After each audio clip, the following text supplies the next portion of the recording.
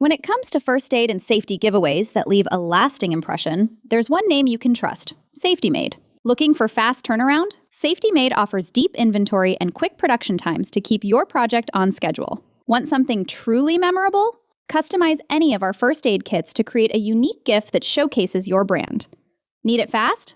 Rush service is available for those last-minute opportunities and tight deadlines. And every kit is packed with trusted brand name components, delivering quality and confidence your customers will appreciate. Safety Made, your trusted source for first aid kits in the promotional products market. Visit Safety Made today and make safety your next great promotion. Hello, and welcome to Promo Perspectives. My name is Nicole Cook, and today I'm joined by three very special guests to talk about PPAI's Responsibility Summit. If you guys wouldn't mind, all introducing yourself to our listeners and tell us a little bit about what your involvement is with the conference. Sure. I will kick off. My name is Liz Wimbush. I'm the Director of Sustainability and Responsibility here at PPAI.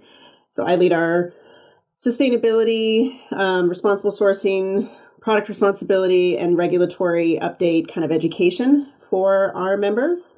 And Responsibility Summit is where all of those disciplines really come together. So I help shape the agenda with our volunteer work group, recruit speakers, and make sure that attendees leave with really practical information that they can actually use. Awesome. I'll go next. I'm Laura Smith, and I am the Head of Sustainability and Compliance for Storm Creek. We're a women-owned B Corp supplier, apparel supplier. And I've attended Sustainability or Summit, Responsibility Summit. I think this will be my third year this September. And I have just found it so incredibly useful. I'm new to the promo industry, but not new to sustainability and compliance, but it's been just so incredibly informative. So I feel like it's just my favorite event of the year to attend. Hi, I am Lenny Polakoff. I'm one of the partners at Zagwear. We are a PPAI distributor with offices throughout the United States and Europe. And one of my roles and responsibilities is overseeing our compliance and sustainability program globally for Zagwear. I'm also a member of PRAG, which our group has the responsibility of planning summit every year. So I am going on, I think, my 8th or 9th summit this year, and have been intimately involved in many of those years in the planning and speaker organization. So Product Responsibility Summit is something near and dear to my heart. Awesome. Well, Liz, I'm going to start it with you first, being at PPAI. Can you just kind of talk about what Summit is and how would you describe it to someone who's never heard of it, never been? Yeah, so Summit is an educational and networking conference that we put on every year. So this year it is in Denver, which we're very excited about it. And it is the industry's kind of premier event focused on responsibility in business, kind of writ large. So unlike a trade show, it's intentionally smaller and discussion-oriented. We bring together experts on sustainability, product safety, regulatory compliance, responsible sourcing. We speak to supply chain issues. So people come together to solve problems, share their problems, and talk through them, not just listen to presentations, which I think is a really important distinction for Summit. Yeah. It's less about kind of the theory and much more about what you can actually be doing when you get back to your desk. Which is really awesome. And kind of along those lines is like, who exactly is it designed for? Because just on this call, we have our trade, we have supplier, we have distributors. So who exactly should be going to this? I feel like the benefit of learning from all of us, learning from distributors, learning from a supplier perspective, service providers are there, like hearing everyone's challenge and how everyone is solving it and approaching it, from large size companies to small size companies. Like, it's just so incredibly informative to hear all those perspectives and meet those people working it and actually doing it at the same time. There's just such a benefit to the in-person learning and it not being a trade show, but actually more like continuous education. Yeah. Yeah. and I'll just, I'll add on, in addition to the content that's covered, it's also provides a great resource to engage with speakers and category experts. And honestly, I've developed relationships that have been deeply valuable over the past, 8 to 10 years that I've been attending. So it's just a wealth of information as Laura and Elizabeth have alluded to, that just cover a lot of really relevant topics. And then really, as Laura had indicated, really challenges that all companies are kind of universally facing. So it's well worth attending. And I think for who should attend, I feel like, it's really, if you're touching sustainability or responsibility or compliance at all in your role, and there's companies who are lucky enough to have some departments doing it, or somebody whose responsibility is it, or it's part of somebody else's, just part of what their day is, and they've got other roles that they take on. But if you're touching it at all, it's a must attend event, because it's just so critical what you're going to learn, absorb. And then to be in a room of other people who are doing it, I think part of what I enjoy so much about it is it's the me's and all of the other, companies in the industry that you get to connect with. So if your job at all touches sustainability, responsibility, compliance, I think it's just such a benefit to be able to be there. Yeah. I also think what you just said is really cool. And this is a slight detour, but just a plug for PPAI in general and the conferences that they host. I really appreciate how they offer so many different conferences for all of these groups of people and different roles within the organization, and that they are so unique from each other because they really serve those, communities as well. So that was just a kudos to PPAI for hosting this. So this one I'll open up to everybody, but why are the topics discussed, like sustainability and compliance and product safety, et cetera, why are those important to discuss? I was just going to say the regulatory landscape is changing so quickly that it's, and I think, Lenny, this is something that you're an expert in as well, especially being involved with PPAI so long, that I'd love to hear your opinion on it. But to me, that's the first thing that comes to mind, is really just like how fast things are changing. Yeah, agree. I mean, I think the regulatory landscape, both federally and, both on the federal and state level, as Elizabeth has alluded to, is ever changing. So, at a bare minimum, just being able to keep up on those changing regulations is obviously, critically important. But I think, as you look a little bit deeper, I think, and I'm speaking really from a distributor side of things a little bit more, as we have got our clients' interests, always front and center. Brand reputation is more valuable and more fragile than ever. And, in today's world, news travels like wildfire. And from a consumer perspective, doing the right thing is no longer just about ethics. It's about trust. And consumers are increasingly choosing brands based not only on what they sell, but what they also stand for. And every interaction, product, every business decision, contributes to its brand's reputation. And those reputations can change overnight. And, they, as a distributor, those brands put a lot of trust in us, and ensuring we're doing the right thing is critically important. And distributors are playing that role of that bridge between brand and supplier. And it's now become really risk management and risk assessment.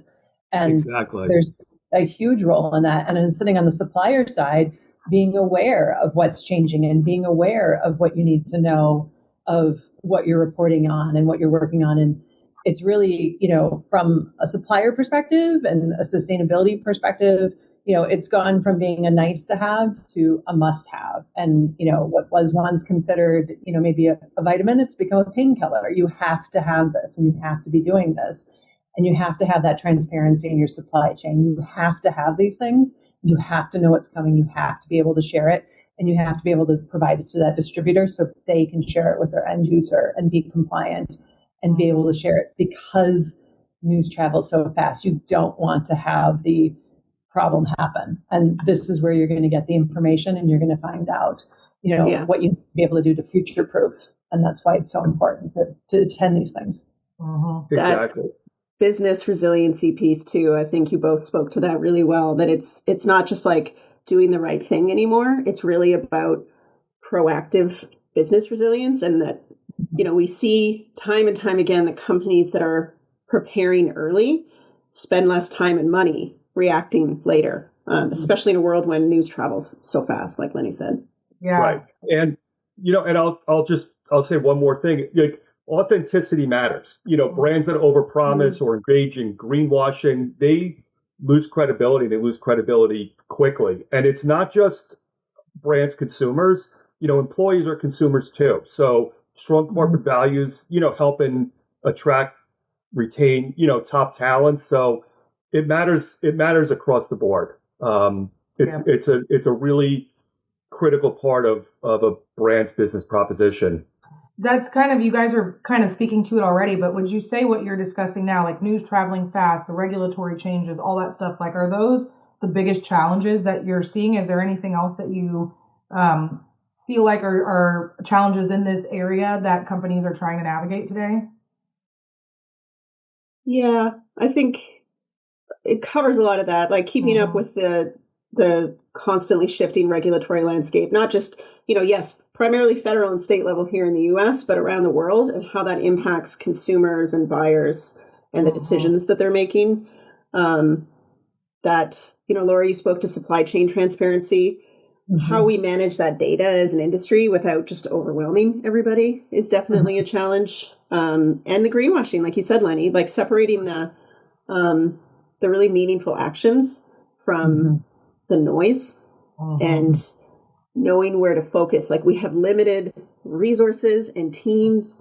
Something that, Laura, you said that I agree with. Summit really brings people together who are often operating as a team of one. And you get to have that community. We have limited time and resources. So if we can get a bit of a head start on knowing where to focus that, because you can't do everything all at once, obviously. So figuring out what really matters. Yeah, I think the education component is so important to both become educated, but then also be able to educate the consumer so they know what to look for. From a greenwashing perspective on down, it's just so important. You can't expect an end user or a distributor to know what to look for from a greenwashing perspective if you don't know. I mean, it's so important to have that education component. Yeah. I also, again, you guys are like segueing so perfectly here, but talking about the discussions, you said at the beginning of this is more of a discussion-based event, and you guys also kind of touched on the networking. I want to dive into that part a little bit more and talk to you about, like, what is the networking like? Like, what are people taking away and gaining from these? Like, what types of conversations are happening when you're off, at this event? Being newer to the promo industry, I've been one of the ones where I walk in and I feel like I just immediately am making these connections with people where I'll recognize the company or I'll recognize the distributor and make the connections that I am then talking to those people throughout the year later. And it's just, I see them the next year at, at the conference, or I'll see them at Expo. And it's built such a relationship to be able to bounce ideas off or challenges off of, or be able to have just this connection where often you're a department working, in a silo, and to be able to have that connection and that relationship and that network. And there's a couple people who I look forward to seeing. I mean, a lot of people I look forward to seeing year after year, but there's a couple people who I go out of my way to make sure I say hi to year after year, because it is just such a relationship building event. Sorry, go ahead, Lenny.